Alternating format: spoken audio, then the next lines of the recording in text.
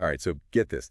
AI is getting so good with medical images, it might accidentally start remembering them, Oh, wow. like actually replicating patient data. Yeah. And we're diving into this paper, RELICT, a replica detection framework for medical image generation, to figure out what's going on. It's pretty wild, right? RELICT is all about spotting these replicas in these synthetic images that the AI is creating. Okay, hold on. Remind me why synthetic images are even important in the first place for medical AI? We'll think of them as the key to unlocking even more powerful AI models. Okay. They're super valuable for training AI because Yeah. they help us get around the problem of not having enough real data from patients, Right. especially when you're looking at rare conditions. Yeah. Plus, it helps us avoid a lot of the ethical issues that can come up when you're trying to share real patient data. Oh, that makes sense. So we can like augment existing data sets and train the AI to be more accurate Exactly. without putting anyone's privacy at risk. Yep. Got it. But how does this whole memorization thing come into play? Well, if the AI gets a little too good at mimicking the data it's trained on, Yeah. it might end up spitting out copies of real patient scans. Oh, nice. And obviously, that's a huge no-no. Yeah, Why? that defeats the whole purpose of using synthetic data. Exactly. So is RELICT like a safety net to catch these replicas? Exactly. Think of it like a quality control check Okay. for synthetic data sets, Huh. making sure that the AI is genuinely creating new images and not just spitting up what it's already seen. All right, walk me through how RELICT actually works. So it's a three-pronged approach, which is really clever. Okay. First, it analyzes the images pixel by pixel, comparing the synthetic image to the real deal. So kind of like an AI spot the difference. You got it. But with way higher stakes. Definitely. But there's more. Okay. RELICT also uses a pre-trained AI called MedicalNet, MedicalNet. which is specifically designed for medical images. Mm-hmm. And MedicalNet helps extract and compare key features from the images. So it's not just matching pixels, it's understanding the actual structures in the image. Exactly. Interesting. What else? The third layer is what we call segmentation-level analysis. Okay. RELICT basically zeroes in on specific regions of interest, like a tumor in a brain scan, Got it. and it compares those regions. So it's a really comprehensive way to make sure the AI isn't sneaking in any replicas. Exactly. That's a pretty thorough system. Yeah. And what's really cool is that it's open source. Yes. So any researcher can use it Right. and help make it even better.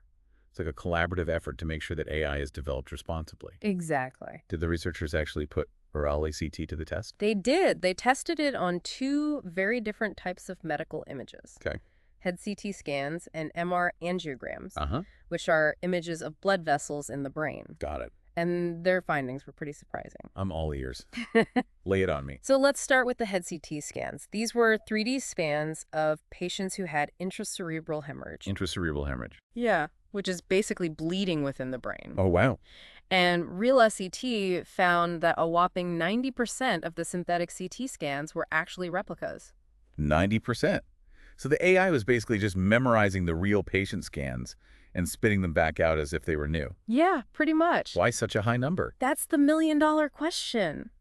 And it gets even more interesting when you compare it to the results from the MR angiograms. Okay. Only 10% of those were flagged as replicas. Wow, that's a huge difference.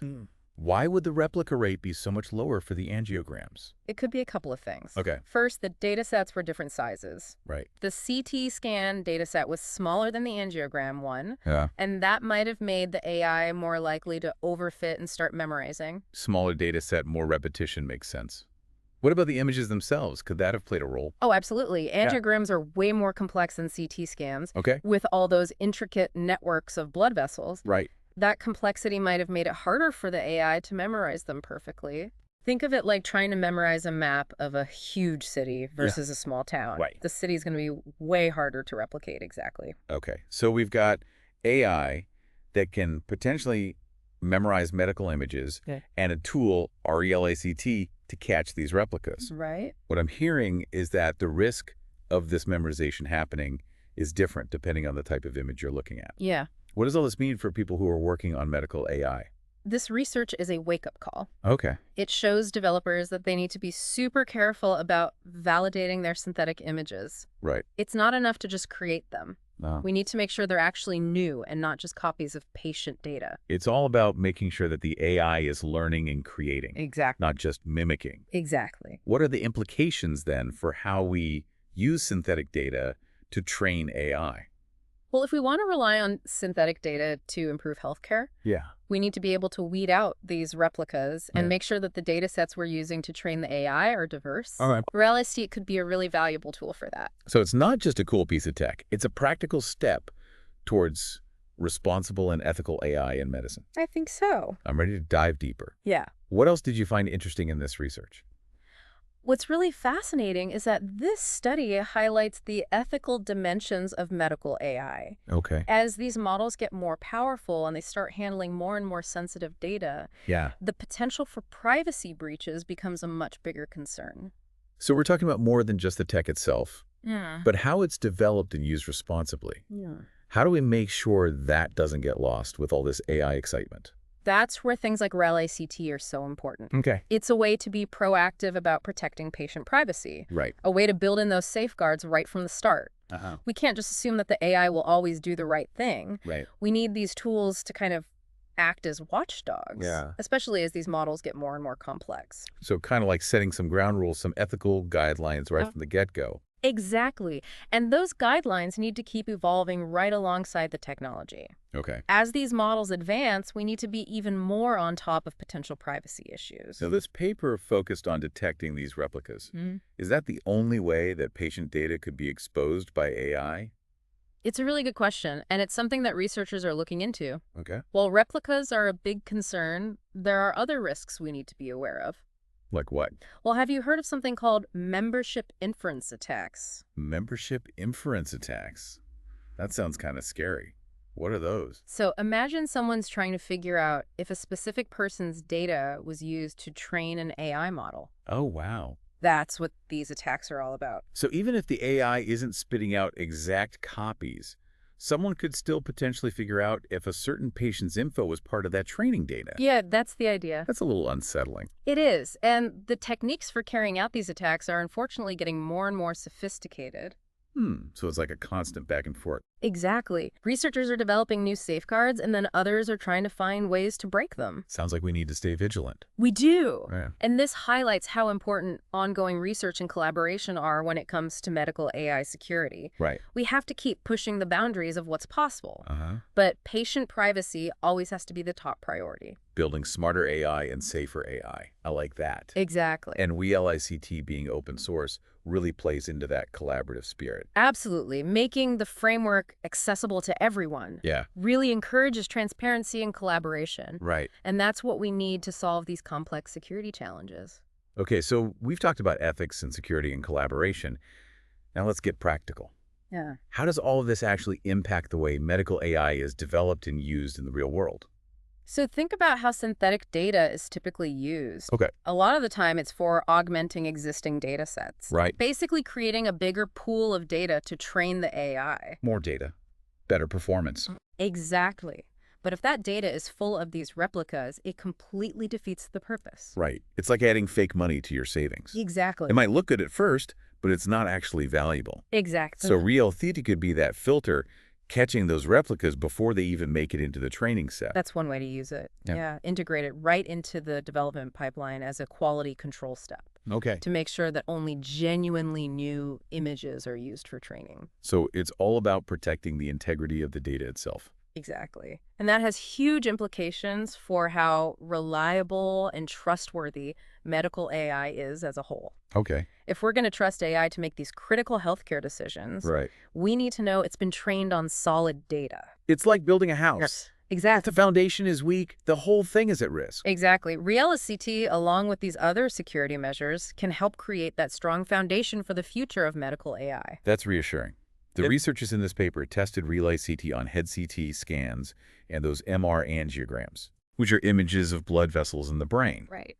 Do you think these findings can be applied to other kinds of medical images as well? It's the million-dollar question, and I'm sure that's what researchers are looking into now. Yeah. The principles behind RELICT are pretty universal Okay. when it comes to image analysis. Uh-huh. So it could theoretically be adapted to work with all kinds of medical imaging. So x-rays, ultrasounds, mammograms, everything. Potentially. But we always have to consider the nuances. Okay. Different types of medical images have different characteristics, different resolutions, different complexities. So it's not a one-size-fits-all solution. You might need to tweak things depending on the type of image you're analyzing. Exactly. And that's another advantage of RELICT being open source. Right. Researchers can take that framework Yeah. and customize it for their specific needs and the data sets they're using. It's like a blueprint that can be modified and improved. Exactly. Speaking of blueprints, you mentioned this distance ratio earlier. Yeah. Is that some crazy mathematical formula that only data scientists can understand? Not at all. Think of it this way. RELICT compares images on 3 different levels, right? Right. Pixel by pixel, the features and specific regions of interest. Exactly. The distance ratio basically takes all those individual comparisons and combines them into a single score. So it's like a composite score that tells you how much of a replica a synthetic image is. Exactly. And then researchers can use that score to set thresholds. Okay. So for example, any synthetic image with a distance ratio above a certain number might be flagged as a replica. Okay. And then they can investigate it further. That makes the detection process so much easier. Exactly. Especially when you're dealing with these massive data sets. Absolutely. Okay. And as that volume of medical data keeps growing, we need tools like RELICT to help us manage it responsibly. Okay, so we've got the distance ratio down, but how is this information actually used in practice? Do researchers just flag these potential replicas and get rid of them? Sometimes it can be that simple. Okay. If a replica is detected, you just remove it from the data set. Right. To avoid any privacy risks. Kind of like quality control. Yeah. If it doesn't meet the standards, it doesn't make it through. Exactly. But there are also more nuanced approaches. Okay. For example, researchers can use this distance ratio to try to understand why certain types of images are more prone to memorization. So instead of just discarding those replicas, you can actually learn from them to make the AI model better. Precisely. By figuring out what features or patterns are causing that memorization. Right. Researchers can develop strategies to make the models more robust and less likely to replicate sensitive information. So it's not just about detection, it's about prevention too. Exactly. It's a constant cycle of detecting, analyzing, and improving. All this talk about the technical stuff is great, but let's not forget about the human side of things. Who's ultimately deciding what counts as a replica and how to handle these privacy issues? Is it all just left up to the algorithms? That's a really important point. While algorithms are super powerful, they shouldn't be making decisions about patient privacy on their own. So we need clinicians, ethicists, other people involved in the process? Absolutely. It's going to take collaboration across a bunch of different fields, experts in AI, medicine, ethics, law, all working together to figure out the best practices for these tricky situations. So it's about finding that balance between powerful AI and strong ethical standards. Couldn't have said it better myself. And this is another area where RELICT being open source really shines. Right. It encourages transparency and collaboration. It makes sure everyone's on the same page when it comes to handling patient data. Okay, so the paper says that RELICT is designed to detect these near identical copies of the training data. Yes. What about more subtle forms of memorization? Could an AI model leak patient information without creating exact replicas? That's a great question, and it gets to the heart of one of the biggest challenges in AI security. Okay. Figuring out what actually is a privacy breach. Exact replicas are easy to spot. But what about those less obvious forms of data leakage? Right.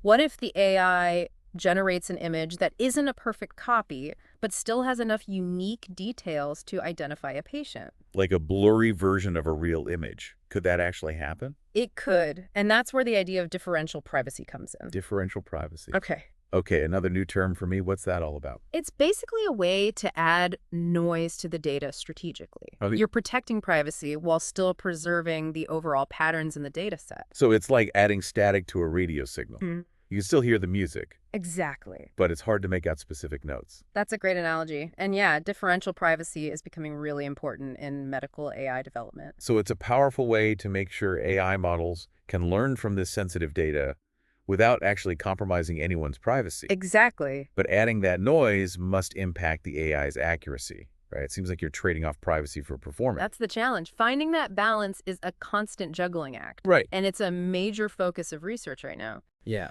We need to develop techniques that can offer strong privacy protection without sacrificing the accuracy of the AI models. So it's bigger than just detecting replicas. It's about taking a more holistic approach to privacy You got it. and making sure we're addressing all those different ways data could potentially leak out. Exactly. ALCT is just one piece of the puzzle. Right. We need a whole bunch of different things. Uh-huh. Differential privacy, secure ways to share data, strong ethical guidelines. So we're creating a culture of privacy in medical AI where patient protection is the #1 priority. Exactly. I know we've barely scratched the surface here, but before we move on, I wanted to go back to something we talked about earlier. Oh. That visual scoring that the researchers used to figure out which of the synthetic images were actual replicas. Yeah. It seems kind of subjective, right? Like, Right. how do you even decide what counts as near identical? That's a great point. Visual assessment can be really useful, Yeah. but it does have its limits. Okay. It can be subjective. Right. And it definitely doesn't work well when you have these huge data sets. So how do we get beyond relying on humans to spot these replicas? What's the alternative?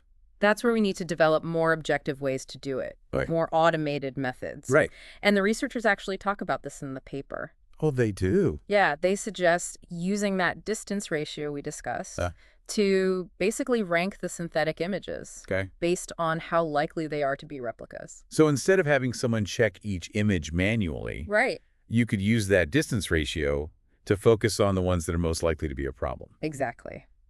That ranking system could then be used to decide which images need a closer look. Got it. Maybe using some more complex analysis techniques, or even bringing in human experts for a second opinion. So it's like a triage system for your data. Exactly. Right. And as these automated methods get better and better, Yeah. we can create a much more systematic and efficient way to find these replicas. The paper looks at 2 specific cases, head CT scans and MR angiograms. Do you think what they found applies to other kinds of medical images too? That's a really important question. Yeah. These cases give us some really good insights, but it's important to keep in mind that there are so many different types of medical imaging out there. Right. We're talking x-rays, ultrasounds, mammograms, PT scans. Exactly. And they all have their own quirks and things that make them vulnerable. So the general idea behind RELICT might be universal, Yeah. but we still need more research to see how well it actually works for all these different types of images. Absolutely. So it's a good starting point, Okay. but we've got more work to do to adapt it for all these different kinds of images. And that's another reason why having RELICT be open source is so helpful. Exactly. Researchers can take what's already been done and customize it for whatever type of imaging they're working with. Exactly. It's a community effort to solve this problem. I agree. And that collaborative spirit is going to be crucial as we move forward with medical AI. This whole conversation about replicas and privacy makes me wonder, as AI gets more and more powerful, how do we balance all that potential with the need to protect patient data? It seems like the smarter AI gets, the greater the risk of misuse. You've hit the nail on the head. It's a question we're going to be wrestling with for a long time. Right. And there's no easy answer. So it goes beyond just the technology itself.